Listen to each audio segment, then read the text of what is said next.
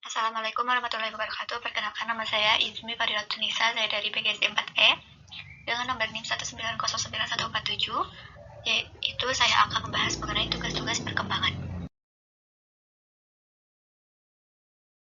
Dengan ini saya menyatakan bahwa saya benar-benar telah membaca materi perkuliahan hari ini yang terdapat pada slide PPT di Google Classroom tentang tugas-tugas perkembangan. Untuk itu saya akan memperdalam tugas-tugas perkembangan rumusan dari Robert.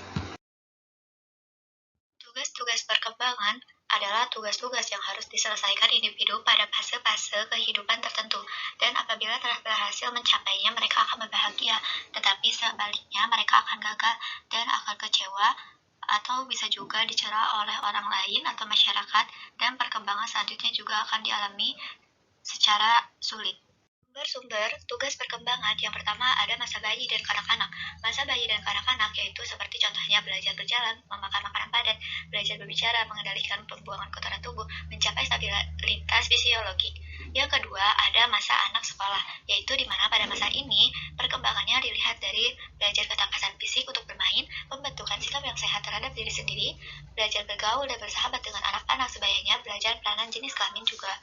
Lalu yang ketiga ada masa remaja, di mana pada masa ini mereka akan belajar mengenai tugas-tugas perkembangan, seperti menerima keadaan jasmania yang menggunakan secara efektif, menerima peranan sosial, menginginkan dan mencapai perilaku sosial, mencapai kemandirian emosional dari orang tua dan orang dewasa lainnya.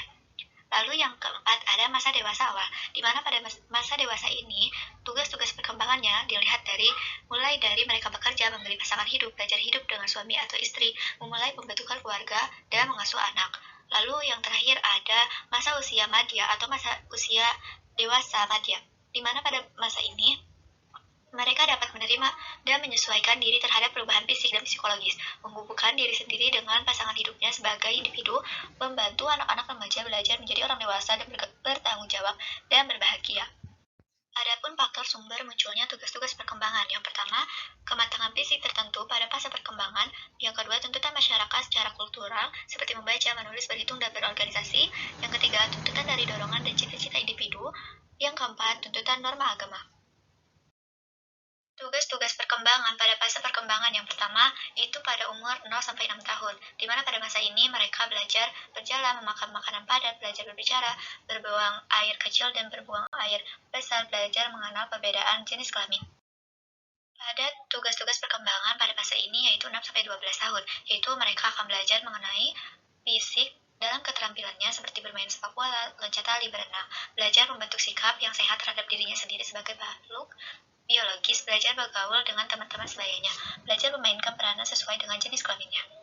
Lalu yang terakhir yaitu tugas perkembangan remaja, di mana pada masa ini, menurut Rustin, 1976 pada halaman 257 sampai 259, masa remaja akhir ditandai oleh keinginan yang kuat untuk tumbuh dan berkembang secara matang agar dapat diterima oleh teman sebayanya, orang dewasa, dan budayanya juga.